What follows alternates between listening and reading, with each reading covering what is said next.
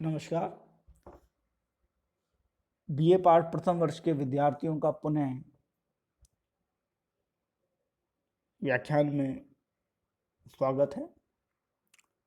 हम हमारी जो सामाजिक परिवर्तन की जो अवधारणा थी, उस अवधारणा में पिछले व्याख्यान में सामाजिक परिवर्तन के 4 कारकों की चर्चा कर चुके थे।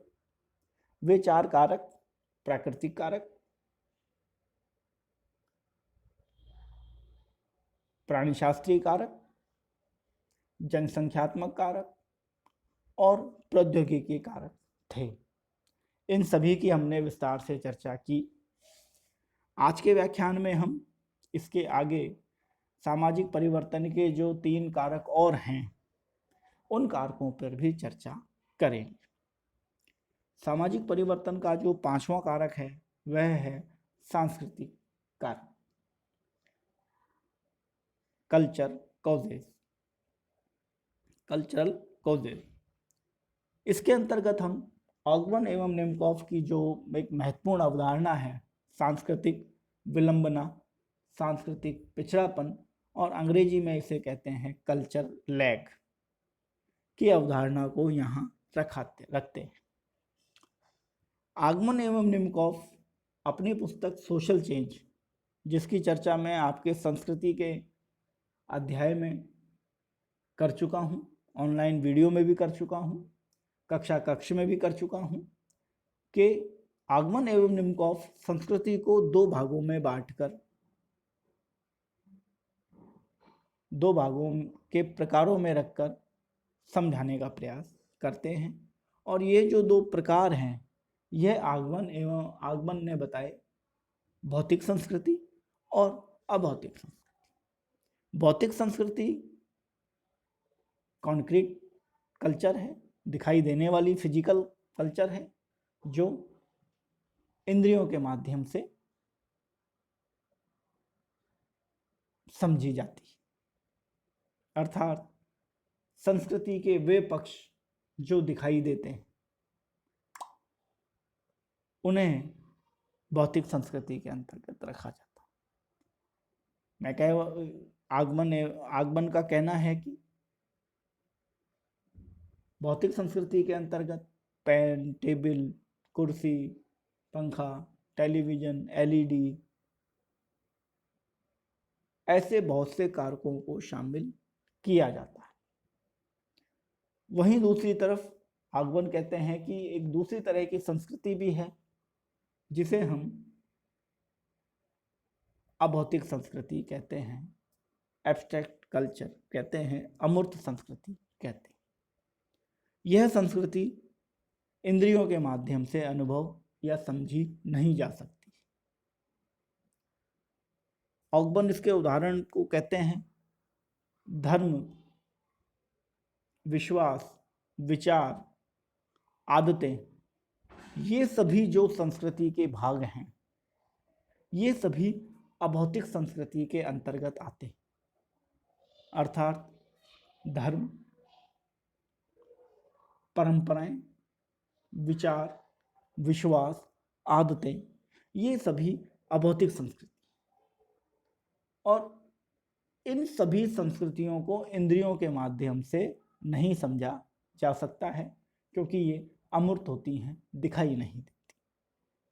उदाहरण के लिए, यदि हम धार्मिक आधार पर किसी धार्मिक संस्थान का अध्ययन करें, जिसे हम मंदिर के रूप में, मस्जिद के रूप में, या गुरुद्वारे के रूप में, या चर्च के रूप में देखते हैं, तो आप देखेंगे कि वहाँ अमुक व्यक्ति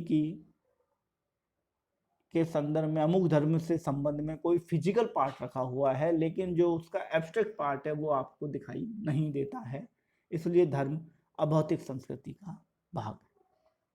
विचार, विश्वास, आदतें, परंपराएं भी अभौतिक संस्कृति का भाग है।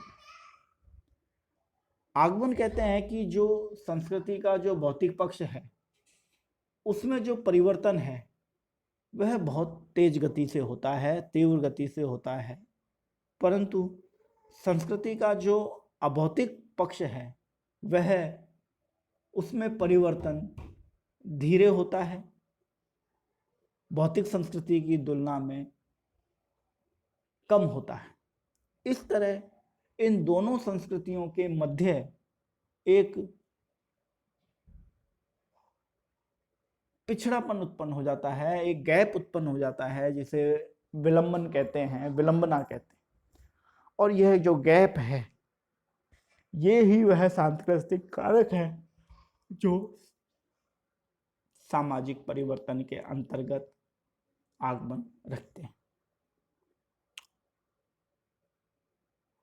ये था सामाजिक सांस्कृतिक कारकों का विश्लेषण।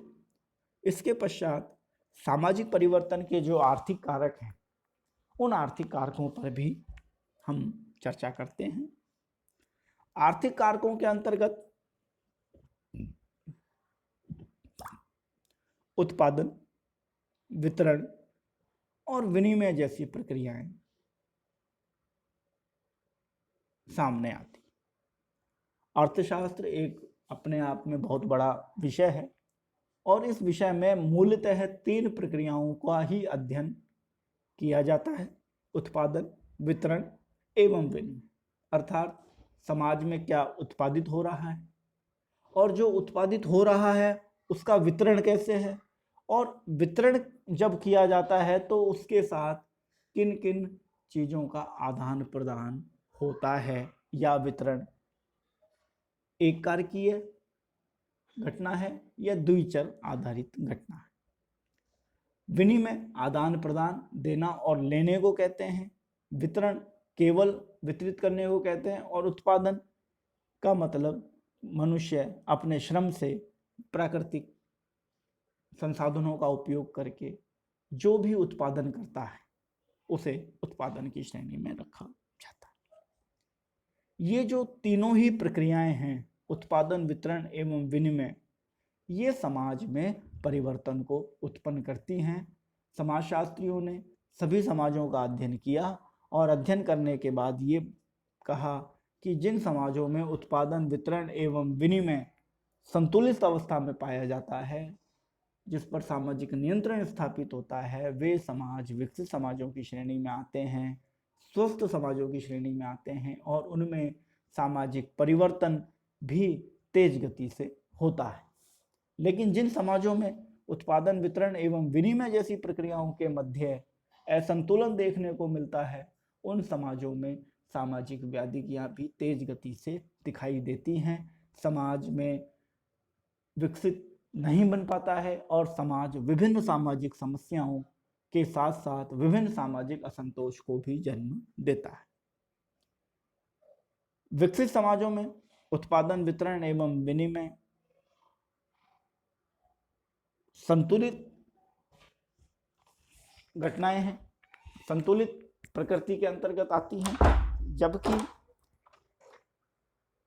अविकसित समाजों के अंतर्गत उत्पादन, वितरण एवं विनिमय जैसी प्रक्रियाओं में असंतुलन देखने को मिलता है और इन समाजों में सामाजिक असमानता, सामाजिक संघर्ष, सामाजिक असंतोष और सामाजिक समस्याओं की प्रधानता रहती है। और ये सभी सामाजिक व्याधियां उस समाज के विकास को नकारात्मक रूप से प्रभावित भी करती हैं। अब हम सामाजिक परिवर्तन के जो अंतिम जो कारक है, राजनीतिक कारक, उस पर चर्चा करेंगे। राजनीतिक कारकों के अंतर्गत दल, पार्टी, नीति, संविधान, कानून, सत्ता एवं शक्ति जैसी अवधारणाएं आती हैं तथा यह सभी समाज में परिवर्तन के लिए भी उत्तरदायी है। समाजशास्त्र की एक शाखा है राजनीतिक समाजशास्त्र। राजनीतिक समाजशास्त्र के अंतर्गत सामाजिक अवधारणाओं का, सामाजिक इकाइयों का राजनीति पे पड़ने वाला प्रभाव और राजनीतिक कारकों का सामाजिक कारकों में पड़ने वाले प्रभावों का अध्ययन किया जाता है, अर्थात परिवर्तन का अध्ययन किया जाता है। राजनीतिक कारकों के अंतर्गत हम देखते हैं दल, पार्टी, नीति, संविधान, कानून, सत्ता एवं शक्ति जैसी अवधारणाएं। और किसी भी देश का जो सामाजिक परिवर्तन है वह राजनीतिक कारकों पर निर्भर करता है, उस देश के संविधान पर निर्भर करता है, उस देश की नीतियों पर निर्भर करता है, उस देश के कानून पर निर्भर करता है, उस देश में लोकतंत्र, उस देश में जो सत्ता का जो तंत्र है, जिसे राजतंत्र कहें, लोकतंत्र कहें, राजशाही कहें, उस पर अर्थात सत्ता एवं शक्ति जैसी अवधारणाओं पर भी निर्भर करता है। उदाहरण के लिए भारत विश्व का सबसे बड़ा लोकतांत्रिक देश है। विश्व में सबसे ज़्यादा सांस्कृतिक विभिन्नताओं वाला सामाजिक समूह भी भारत है, जिसमें 3,500 से भी अधिक सांस्कृतिक विभिन्नताओं वाले समुदाय या समूह निवास करते हैं। भारतीय संविधान विश्व के सबसे बड़े संविधानों के अंतर्गत आता है और लोकतंत्र भी विश्व का सबसे बड़ा कहलाता है। भारत में जो सामाजिक सांस्कृतिक कारक हैं या राजनीतिक जो कारक हैं, वे सामाजिक सांस्कृतिक कारकों का निर्धारण कर रहे हैं। और यह आप देख सकते हैं आम जीवन की दिनचर्या में कि किस तरह राजनीतिक कारक हमारी सामाजिक सांस्कृतिक कारकों को बाधित भी करते हैं और लाभ भी पहुंचाते हैं। इस तरह सामाजिक परिवर्तन के 3 कारकों की चर्चा हमने आज के व्याख्यान में की। उनके अंतर्गत हमने रखा सांस्कृतिक कारकों को, आर्थिक कारकों को और राजनीतिक कारक। इस तरह सामाजिक परिवर्तन के जो 7 कारक हैं, उनकी चर्चा हम इन 2 अध्यायों में या इन 2 व्याख्यानों में कर चुके हैं।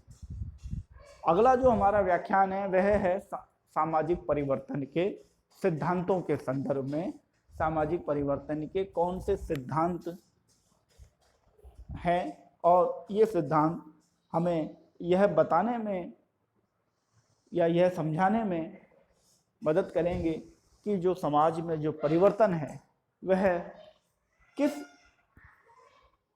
आधार पर होता है। और इन सिद्धांतों की चर्चा हम अगले व्याख्यान में करेंगे। आज के लिए इतना ही। धन्यवाद।